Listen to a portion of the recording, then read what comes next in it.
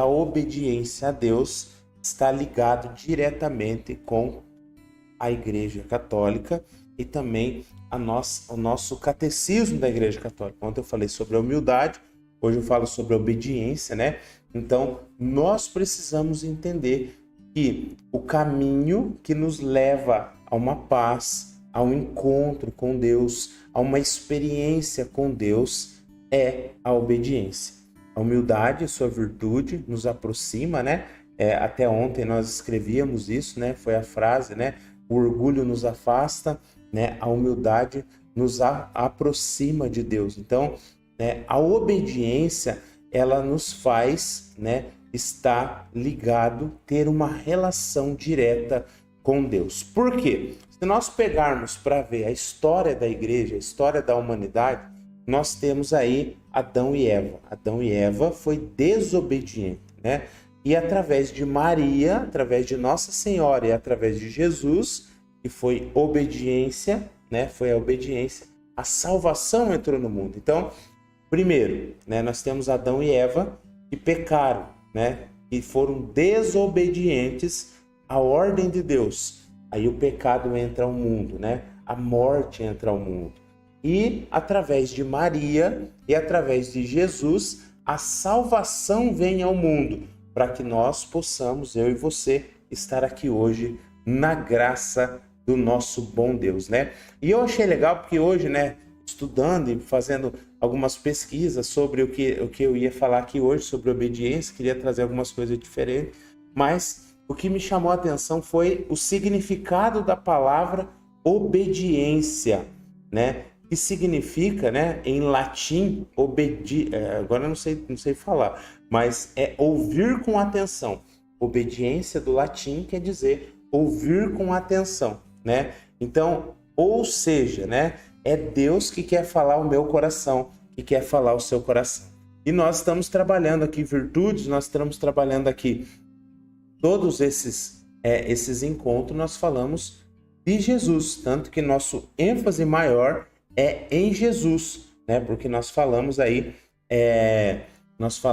sobre o exemplo e nós estamos meditando a sua paixão, né? E nessa quaresma nós estamos falando praticamente só aqui de Jesus, nós não estamos falando do Antigo Testamento, né? E a palavra de Deus para vocês hoje, se vocês quiserem já pegar na Bíblia, está lá em João, é só um versículo, mas é João 14, versículo... peraí, deixa eu só achar...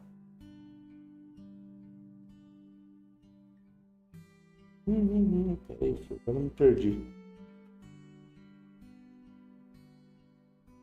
Aqui, versículo 15. Pega lá, João, capítulo 14, o versículo é o 15, tá? E nós vamos ler aqui. Se me amais, guardareis os meus mandamentos.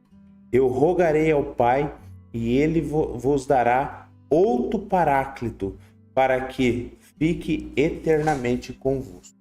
Palavra da salvação, glória a vós, Senhor. O que Jesus quis dizer com isso? Se vocês pegarem João 14 inteiro, né? Jesus está ali confortando os discípulos, né? Sobre a casa do Pai, é o céu, né? Então, tanto que inicia lá, não se perturbe o vosso coração, credes em Deus, credes também em mim, né? E ali vai falar, né? Tomé dá uma deslizada de novo, né? Pergunta, né? Para que lugar deve ir? Aí Jesus fala, eu sou o caminho, a verdade e a vida. Ninguém vai ao Pai senão por mim. Mas quando Jesus termina, né? Tá terminando a fala dele, ele fala ali, se me amais, guardareis os meus mandamentos. Aqui eu quero colocar o ponto primeiro e nós vamos dar aí continuidade, porque nós vamos falar sobre obediência. Então hoje nós estamos falando sobre obediência, né? E eu quero trazer aqui para vocês, né, os 3 pilares da Igreja Católica. Nada contra, né? Pelo amor de Deus, mas eu preciso falar isso hoje, eu preciso falar sobre isso também. Mas nossos irmãos protestantes, eles tiraram 2, né, desses pilares aqui que são fundamentais na nossa igreja e estão conosco desde a sua formação. desde que Jesus, né, falou a Pedro: sobre esta pedra edificarei a minha igreja. Mas nós temos 3 pilares. Quais são os 3 pilares? A Sagrada Escritura, né, que é a Bíblia. Nós temos a Bíblia.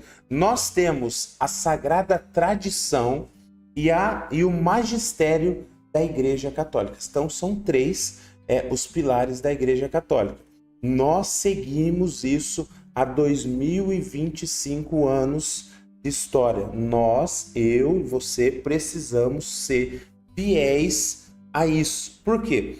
A Bíblia, o que é a Bíblia, né? A Bíblia é a palavra de Deus, falada a nós diretamente. Então, a Bíblia é falada para mim, falada para você, inspirada em quem? No Espírito Santo de Deus. Então, a Bíblia ela não caiu também, né, de paraquedas, né? Foi organizada, pegou o Antigo Testamento, organizou, né? Pegou o Novo Testamento, só para vocês terem as vias de conhecimento. A Bíblia, né, do Novo Testamento, né, os bispos, né, os papas da origem da igreja lutaram muito para ter essa Bíblia. E existia uma ordem, só para ensino, né, catequese mesmo, né? Se vocês pegarem toda a Bíblia do Novo Testamento, nós vamos ter, né, aí até o ano 100 depois de Cristo. Então, toda a escritura encontrada até o ano 100 após, né, a morte de Jesus, né, a ressurreição, nós temos aí aqui no Novo Testamento. Tudo depois, existem outros evangelhos, né, existem os apócrifos, existem cartas, né, que não foram para a Bíblia, porque foi uma luta inspirada no Espírito Santo. Então, nós seguimos o Espírito Santo que nos guia, né? Então, a Bíblia, ela é o primeiro pilar da nossa igreja. Então, a Bíblia. A segunda é a Sagrada Tradição, né? O que é a segunda? O que é a Sagrada Tradição? É a origem apostólica. Tudo aquilo que o Espírito Santo falou aos apóstolos, direcionou os apóstolos, guiou os apóstolos e iniciou a vida cristã, a nossa Igreja Católica, nós seguimos até hoje. Quem hoje é o sucessor de Pedro, né? É o Papa Francisco. Então, nós seguimos uma tradição. São 2000 anos de história. Então, não é pouca coisa. Então, nós temos a Sagrada Tradição. E, por último, o magistério da Igreja, onde, né, ela é exercida pelo Papa e pelos bispos, né, que promove também o crescimento. O que é o magistério? É tudo aquilo que é regra, autoridade dentro da nossa igreja. Então, nós temos o magistério. Esses são os 3 pilares da Igreja Católica. Então, nós seguimos a Bíblia, a tradição e o magistério, né? Então, hoje o rito da Santa Missa, ela é um rito onde nós, eu e você, né, através do Concílio Vaticano II, né, em 62, foi que teve essa transformação e nós temos hoje a missa sim por causa do concílio. Então, é tradição. O tempo foi passando, a igreja ela vai se adaptando também, mas o que não muda é o rito. Então, você, todos os católicos precisam aprender e nós precisamos também estar junto com a igreja, porque o padre, os bispos, o papa não faz qualquer coisa por conta, não abre qualquer igreja em qualquer lugar, em qualquer momento, de qualquer jeito. Temos um rito, nós temos a tradição, nós temos tudo que rege a igreja e é organizada. Nossa igreja ela é organizada, tá bom? Então nós precisamos aí ter obediência à igreja. Sendo obediente à igreja, sendo obediente a Deus, nós, eu e você, vamos se aproximar de Deus. Porque Deus, Jesus, no nosso exemplo, ele foi obediente em tudo aquilo que Deus lhe propôs a viver aqui na terra. Então, Jesus morreu numa cruz por obediência, porque ele precisava cumprir as Escrituras. Mas nós temos aí outros exemplos, né? Eu quero depois, por último, falar, mas de 4, né? Eu quero falar primeiro de Abraão, né? Abraão, o pai da fé. Todo mundo sabe, todo mundo conhece, né? Que ele, que Deus pediu para ele sacrificar o filho, e ele estava indo sacrificar o filho, né? E ele chega lá, né? E naquele momento o anjo não deixa ele. Obediência. Deus, claro, e naquela época, Abraão está em Gênesis, né?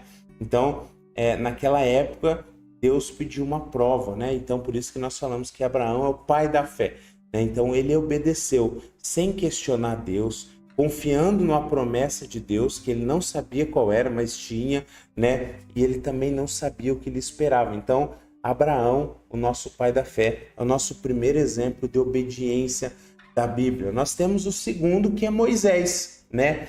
Moisés, todo mundo sabe a obediência dele, a missão dele da libertação do povo do Egito. Tá lá em Êxodo, né? Deus chama Moisés para libertar o povo de Israel, né? E o que acontece?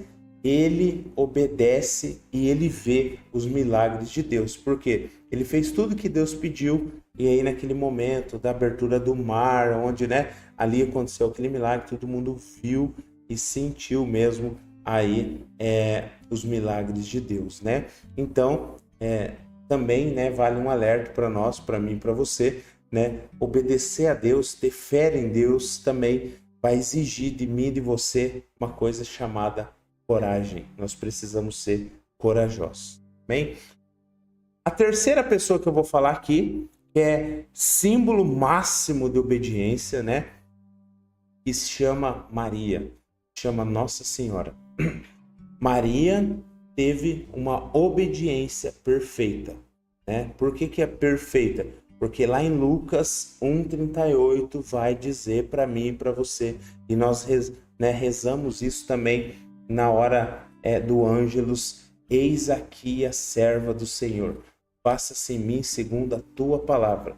Maria obedeceu, confiou em Deus plenamente, né? Todos os planos de Deus se cumpriram porque Maria foi obediente. Nossa Senhora foi obediente à palavra de Deus e confiou em Deus, né? E teve coragem para seguir Deus. Então, né, essa é a terceira pessoa da Bíblia que nós estamos falando, que é exemplo para nós.